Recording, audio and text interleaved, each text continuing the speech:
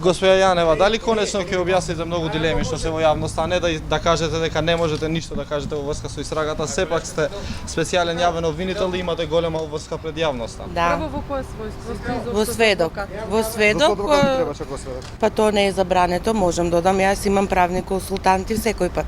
Вие во се имате забранувано сведоците? Како? Во се ја биле забранувани сведоци за адвокати. Сведоци со адвокати.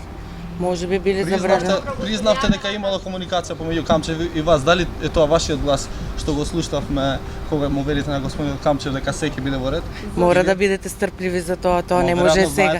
Не смеам да го кажам тоа, бидејќи ова е истрага, треба да знаете и мислам и тоа е општо познато дека во истрага не се споделуваат информации. Ќе има веројатно, се надевам дека ќе има судење, каде што ќе бидете присутни исто. Ќе се гледаме уште, па исто уште се форматира, уште се работи, се анализира.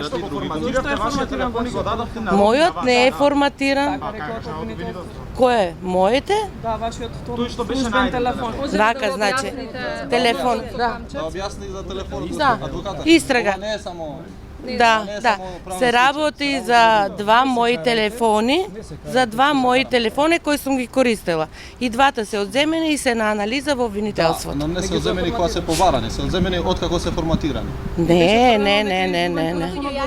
Не, тоа е трет телефон. Тоа е трет телефон што е изгубен, така. Дали очекувате да се прошири истрагата и на вас? Не знам што да прашам. Не знам што да кажам, тоа треба да ја прашате обвинителката. Дали чувствувате вина? Јас не.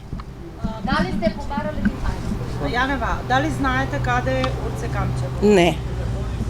Сепак е уште осомничен тој во истрага. Да. Јанева, зошто сте предложиле да има спогодбено за империја? Не си на распит.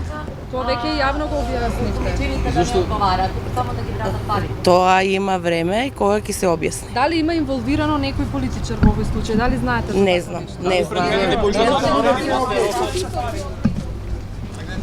За адвокатот зошто се толку загрижен?